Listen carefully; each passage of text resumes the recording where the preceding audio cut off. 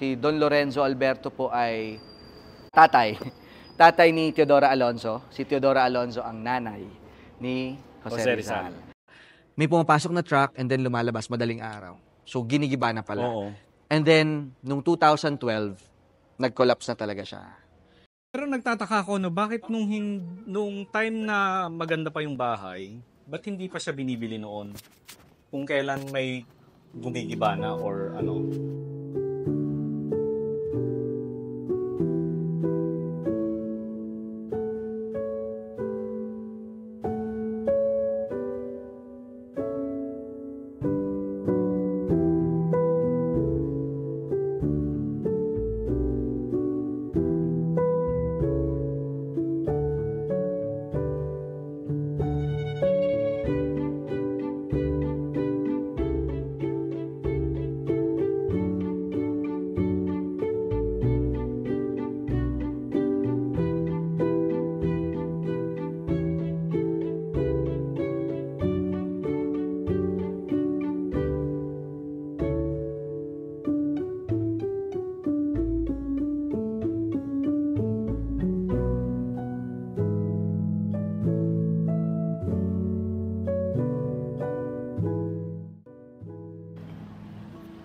Ang ganda ng ano As yan, sir, kung makikita nyo, yung ilang mga establishments na nasa paligid ng town proper, nakukonvince na namin sila na baguhin yung facade. Na bumagay man lang dito Yes, sa bumagay sa plaza. Sa oo, sa plaza. Ito, sir, hindi mo akakalain na supermarket yes. Alin dyan? Ito, facade ng supermarket. Oh, talaga? Yes. Ang Alberto Mansion na ma-access lang natin ito. Kasi ito ay supermarket pa ito. Supermarket pala Yes. yan. Akala ko naman. Kasi ibinagay, ano? Yes. Oh, galing. Actually, sir, ang Alberto Mansion po kasi talaga ay twin house. Okay. Originally twin house, tapos naging Ligaya Theater. So, naging theater siya, and then naging supermarket. Okay. Pero ngayon, dahil gusto nga naming ibalik yung old look ng Binyag, so nakipag-coordinate din kami sa ibang establishments na nandito. So sila naman, pumayag naman sila. Tinulungan din sila ng city para maipagawa yung facade. Ang galing. Itong Rizal, sir, ayan, kung mapapansin ninyo. Oh, Rizal. Supermarket din yan. Lumang supermarket daw no? So binago rin niya, hindi ganyan itsura niya, makulay na makulay yan eh. Binago rin niya yung facade niya. Oh. At sila na ang nag-initiate niyan. Talaga. Yes, galing. nakikipagtulungan na sila sa amin. Nakakatuwa naman sila. Ito rin, yung simbahan namin. Ito bago na raw to sir, no? Yes. 1 year, magwa 1 year na sa May, ano? Itong, yung itsura, yung pagkakagawa sa kanya, yung renovate sa kanya. So, nandito na tayo sa, Alberto Mansion na tayo, mga kaidso. Pero matagal na yung simbahan yun, marami lang siyang pinagdaanan. Oo.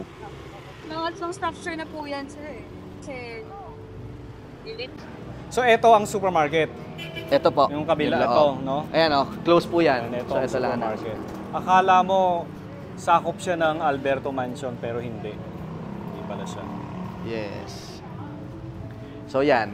So, ang historic Alberto Mansion, one of the local heritage site ng Binyag. Okay, so ito na tayo, mga kaijubero. Yung mga visitors namin dito, sir, pag pumupunta sila dito, lagi nilang sinasabi, ito ba yung, dito ba nag-shoot yung ano pangalan nun? General Luna? Oo nga. Oo, kasi doon sa Bataan, sa bahay yung Casa Binyan, doon sinut yung General Luna. General Luna. Yes. Oh. So itong historic Alberto Mansion, sir, ay based lang sa history. So ito po ay pagmamayari ni Don Lorenzo Alberto. Si Don Lorenzo Alberto po ay tatay. Tatay ni Teodora Alonzo. Si Teodora Alonzo ang nanay ni Jose Rizal. Yung tatay ni Don Lorenzo Alberto ay naging Kapitan del Pueblo rin. So dalawa silang naging Kapitan del Pueblo. And masasabi mo na ma-impluwensya yung pamilya at mayaman talaga. So namana ni Jose Alberto na kung saan ipinangalan din si Jose Rizal, kapatid ni Teodora. So, ito ay ancestral house ni Teodora Alonzo. And fast forward, parang tatak na sa isip ng mga taga Binyan na ito ay tinirhan ni Jose. Teodora. Ni Teodora. Actually, parang nagkakaroon niya ng misconception na dito tumira si Jose. Pero parang somehow, ang feeling nila, related ito kay Jose Rizal. Yun yung ano nila. Noong 2010, ang mismong mga taga Binyan din ang nagsusumbong sa city na parang mayroong mga truck na pumapasok dyan. So, unti-unti na palang hinahakot. Yes, yun, unti-unti nang hinahakot. Hindi alam kung naibenta na talaga totally or kinukuha talaga yung mga parte ng bahay. Basta, may pumapasok na truck and then lumalabas madaling araw. So, ginigiba na pala. Oo. And then, nung 2012, nag-collapse na talaga siya. Actually, nung 2011, nakipag-negotiate pa ang city. Si Mayor Len pa noon, nakipag-negotiate pa ang city na baka pwedeng ang city na ang bumili. Yes, pero ayaw kasi yun po ang nakalagay sa batas. Kung yan ay heritage site, matanda na ang bahay, ang first na alok ay sa pamahalaan. Sa local government. Sa local government. So, nag-initiate ang city, nag-fund ang city na para bilhin, pero hindi ibinenta. Ayaw nila, no? So, parang tinutuloy-tuloy pa rin nila, and then 2012, nag-collapse na talaga yung bahay.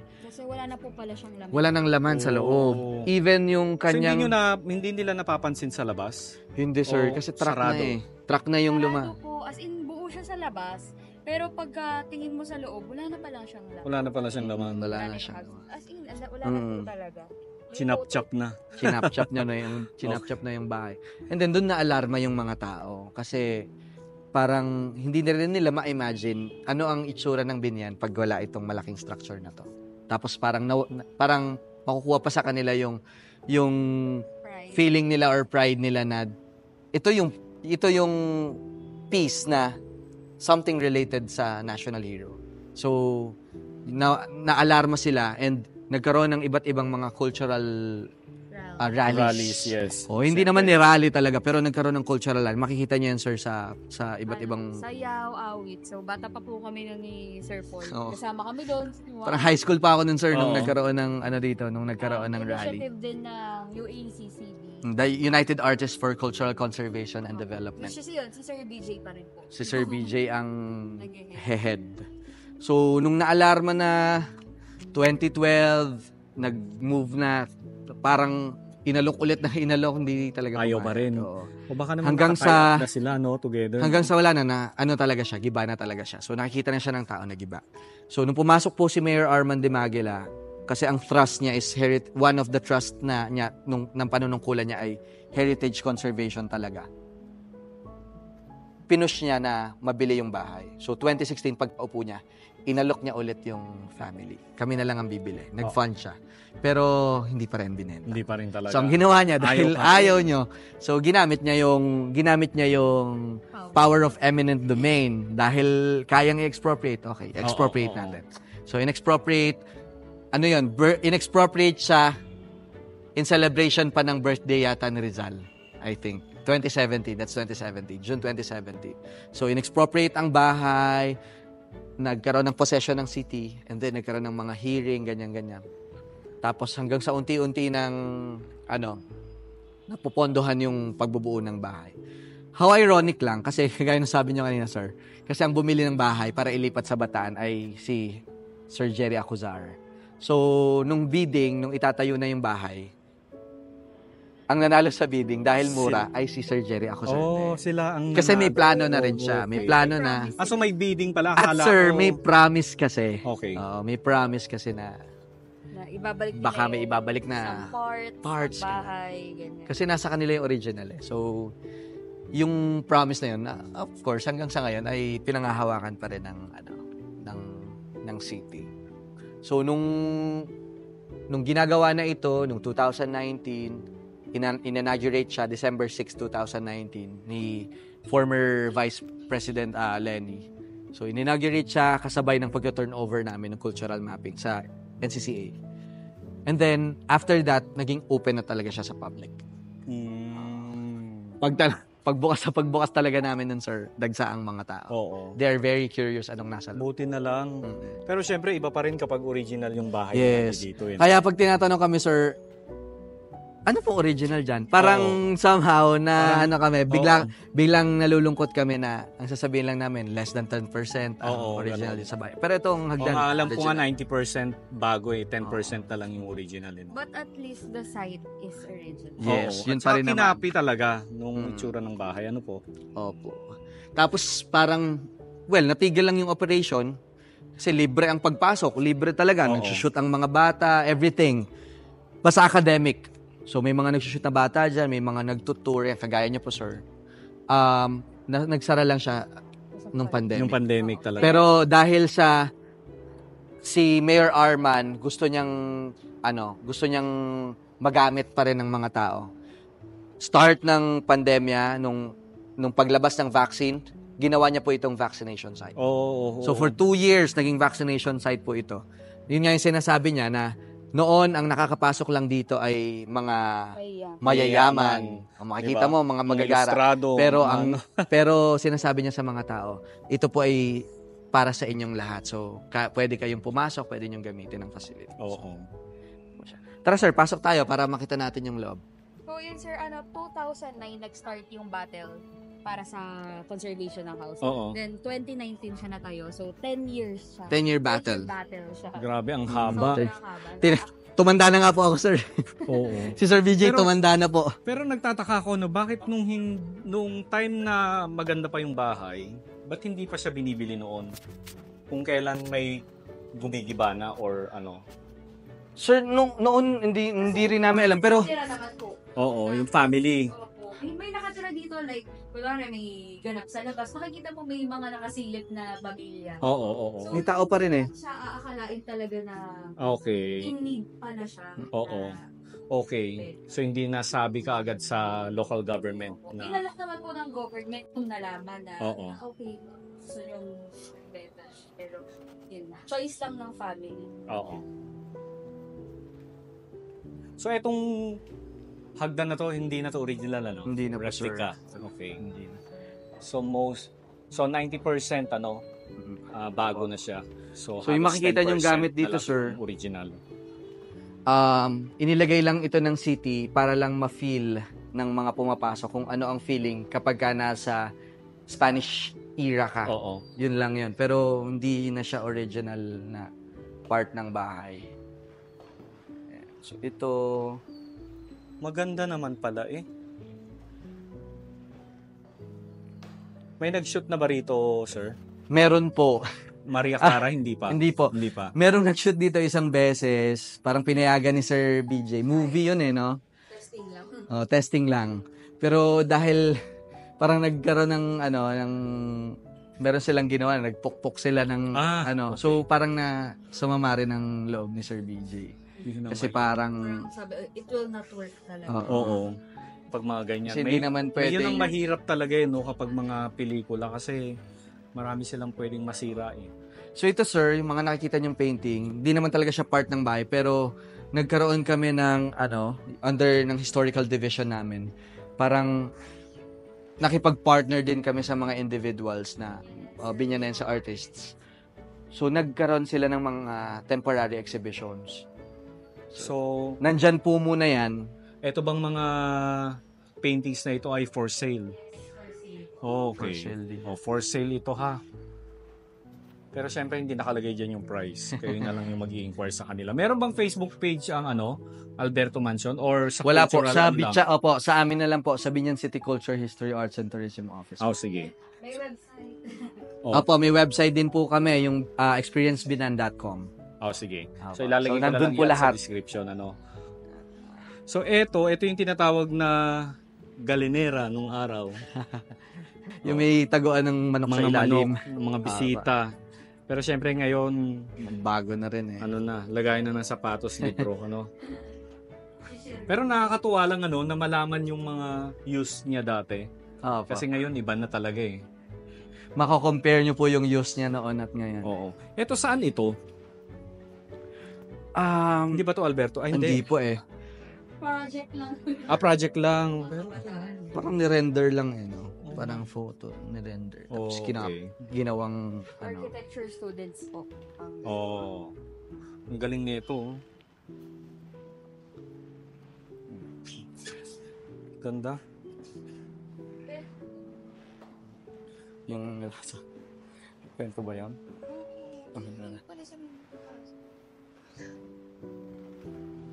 Ayan. So ito yung sir, silid.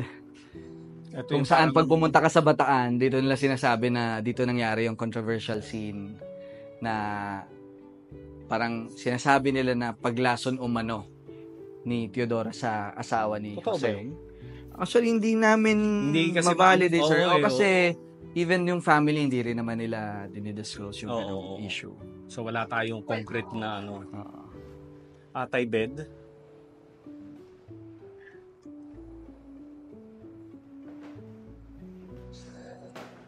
Saan kaya niya binato yun?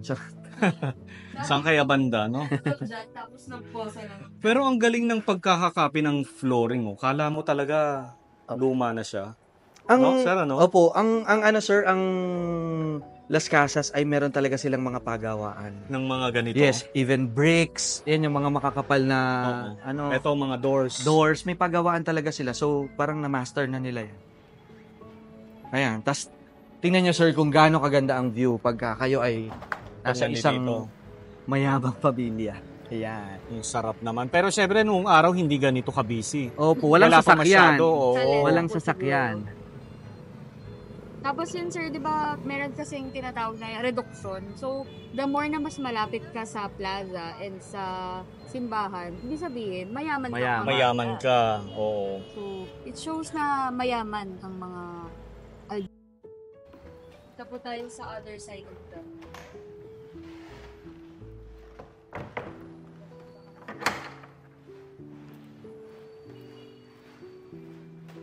Dito ba? Sir, dito muna tayo.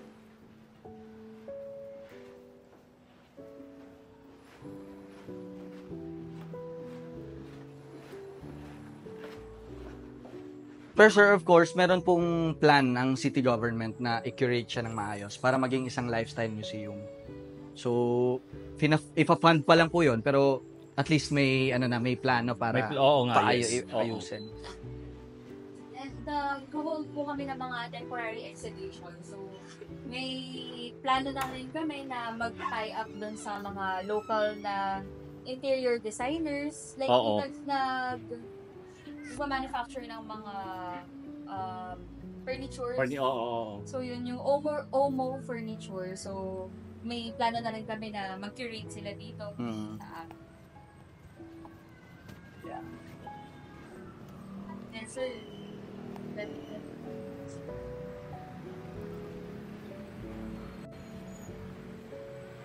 Ang ganda naman dito. Sentro, parang sinadya rin no? Sentrong-sentro si Rizal dun sa Kasi to sir, yung opening nito, original ito talaga yun Ah, oo, okay. Itong part na to, Yung no? opening niya. Oo. Facing the, Oo. talaga, Monument of Rizal.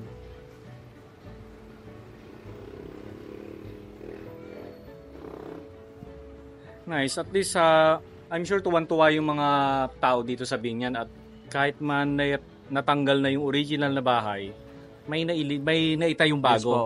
Masaya rin sila sir na napapakinabangan nila. Oo. I mean, na-access nila. Totoo. Kasi kung nandyan lang yan para tingnan ng mga tao, parang nakakalungkot naman. Pero dahil nakakapasok sila, nakakapag-picture sila, na-access nila yung bahay. Pero dito ba They're very may entrance fee? Wala po. Ah, wala. Donation. Opo. Okay. Nag-accept kami ng donation, yung more on mga more on mga- for oo. maintenance Mga walis tambo, walis tingting. Kasi Floor kinakapos po ang Oo hindi pa naman. siya self-sustained itong bahay. Oo naman. Siyempre, kailangan rin ninyo yun. Ayan. So ito sir, kung makikita ninyo, kaya namin dinadala din dito minsan.